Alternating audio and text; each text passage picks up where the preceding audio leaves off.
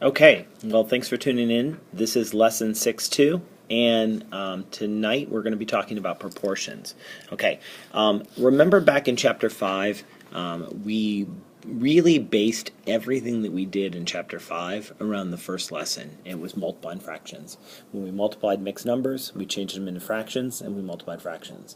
When we divided fractions, we flipped the second fraction, and then we were multiplying fractions. When we divided mixed numbers, we changed them into improper fractions, we flipped the second one upside down, and then we multiplied fractions. So really, everything we did, pretty much the whole chapter, the dimensional analysis, everything, really kind of boiled down to multiplying by fractions. Well, this lesson tonight, 6.2 on proportions, is the same thing for this chapter. Everything that we're going to do in chapter 6 pretty much boils down to solving proportions. So let's get right into it. And so here is what we do in general. If I give you a proportion, or you're asked to solve a proportion where, let's just say they're just random numbers. I don't know what they are. Let's just call them A over B equals C over D. First of all, a proportion, let's talk about definitions. A proportion is an equation where we have one fraction equal to another. Okay? When we have this situation, what we're going to do to solve this is we're going to cross multiply. So we're going to find the cross products. So we're going to cross multiply and divide. So on this particular problem, what that means is we are going to draw an x and we're going to cross multiply, almost like we were doing the crisscross before. So A times D is going to equal B times C. Okay? And then whatever I'm looking for, I'm usually going to have one variable and three numbers in one of these proportions. So we have one missing piece, and so whatever the missing piece is, you'll go ahead and you'll solve this equation to find it. Okay, let me show you exactly what I mean. Let's try it with numbers now. So cross, multiply, and divide. So let's take this first one. I'll do this one for you, and you're going to do the other three. Okay, so I cross multiply, and I get h times 3. Usually we put the number out front, so I'll say 3h is equal to 9 times 2. Okay, and then to get h by itself, which is what I'm ultimately trying to do, I divide both sides by 3. And I get h is equal to, now notice I didn't multiply 9 times 2, even though it was pretty easy, right? 9 times 2 is 18. I didn't multiply because most of the time, when I get to the divide step, something's going to cancel. And so I can actually save myself a little work by canceling before I multiply all of this stuff right here. Okay? And so the 3 and the 9 cancel, I get 1 and 3. And 3 times 2 on the top is equal to 6. So there's my answer. Now let's check it. Does 6 over 9 equal 2/3? Well, yeah, think about it, the fraction. 6/9 is an equivalent fraction to 2/3. Sure enough, it reduces. Okay. What I'd like you to do right now, I think you've seen this before, and this should be pretty straightforward. So go ahead and pause the video and look at these other three proportions. And for each of them, I want you to write down the equation. Fraction equal fraction. Write it down on your paper. Write it down on your daily quiz. I don't care where. Okay. And then just draw the x. Cross, multiply, and divide, and solve for the variable. Okay, this variable, it's a little hard to read. This is actually a d down here. Okay, so pause the video, solve these three proportions, and then come back and we'll see if we get the same answers. Okay, so go ahead and pause right now. Alright, you should have done all three of these proportions, and very quickly, I'm not going to spend a lot of time on this. Here you get 5 times t is equal to 4 times 55. Again, 4 times 55 is going to take a little work. Don't bother to actually multiply it. Just write 4 times 55, because look what happens. The next step, I have 5t equals 4 times 55. I'm going to divide by 5. Well, look, 5 and 55 cancel. You get a 1 on the bottom, you get 11 on the top. And now you didn't have to do any hard multiplying and then canceling. 4 times 11 is 44. That's the answer. Okay, so this little trick right here of leaving the cross multiply and divide step and then evaluating it all at once will save us a little bit of work. Let's do the same thing on the third one. 22 over d equals 6 over 21. Again, cross multiply. You get 6 times d is equal to 22 times 21. Okay, divide both. Notice I didn't multiply together. Divide both sides by 6 first. The 6's cancel out. I get d on the left, and on the right, not a ton of the stuff cancels. Well, actually, let's take a look at this. These are both even, right? So this is 3, and this is 11. And 3 goes into 21. 3 goes into itself one time, and it goes into 21 7 times. And again, on the bottom, I'm left with just a 1, and 11 times 7 is 77.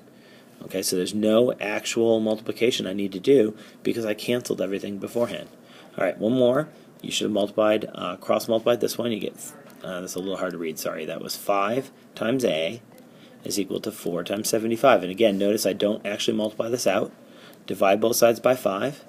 And again, notice that the 5 and the 75 are going to cancel before I do any multiplication. 5 goes into itself once. And it goes into 75. Be careful here. It goes in, 5 goes into 7 once with a remainder of 2. It goes in 15 times. And 4 times 15 is equal to 60. And if I check these three problems I did in green, 44 over 55 does reduce to 4/5. 22 over 77 reduces to 2/7, and so does 6 over 21. Okay, and 60 over 75 reduces to 4/5. So all three of these check. Okay, now there's one more kind of problem. Let's say I give you a word problem. Let's say I gave you something like a nautical problem. Okay, for sailors. A nautical mile is actually a little longer than a mile. So 100 nautical miles is actually the equivalent of about 115 normal miles. Now we call the regular normal miles, we call those statute miles, the miles that we're used to. Okay, and the word is statute, no big deal. But that's a regular mile. All right, let's reverse the problem then. All right, so if I have 100 statute miles, how many nautical miles is that? Well, first of all, let's do a quick estimate. Okay, nautical miles, what did we just say about them? They're a little bit longer than regular miles. So if I have 100 regular miles, statute miles, it's going to be a little less than that, somewhere in the neighborhood of 90. And here's what I'm going to do. I'm going to have to set up a proportion. Okay, and so what I'm going to do is I'm going to set up the fraction I know. I know that 100 nautical miles is equal to 115 statute miles, and I'm going to abbreviate these nautical miles and statute miles. Okay, so that's my first fraction. Now, I'm going to set up a proportion, and what do I know? I want to know how many nautical miles are in 100 statute miles. Well, the statute miles go on the bottom, correct? So I'm going to put 100 down here, and that's statute miles. And the question, the x, is how many nautical miles do I get? All right, so let's cross multiply and divide this, and I get 115x is equal to 100 times 100. Again, notice I didn't multiply that out, even though it's pretty easy. It's 100. It's 10,000. Divide both sides by 115. Okay, the 115s cancel out. Over on the right side, the 115 and the 100 are both divisible by 5. 5 goes into 100 20 times, and it goes into 115. Let's see, it goes into 11 twice with a remainder of 1, and it goes into 15 3 times, so it's 20 over 23. Now, I don't see anything else that reduces, so 20 times 100 is 2,000 divided by 23, okay? And if I actually divide 2,000 by 23, I'm going to have to do a little bit of work here, but the reality is I'm kind of running out of room right here, so I'm going to cheat a little bit. So 23 goes into 2,000. You do a little division problem, and you'll find out it's about 86 with a remainder. Okay, and so we're going to put 86 down. We're going to reduce. All we're doing right now is reducing this improper fraction. Okay, and 86 times 23 is a total of 1,978, leaving me with a remainder of 22. So it's 86 and 22 23rds of a nautical mile.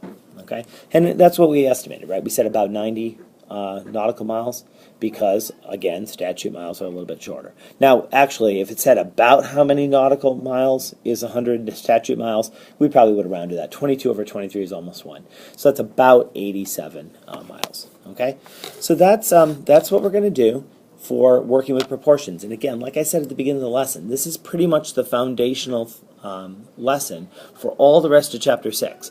We can solve almost every kind of problem we're going to do going forward by setting up a proportion and cross multiplying and dividing. So again, remember that fact.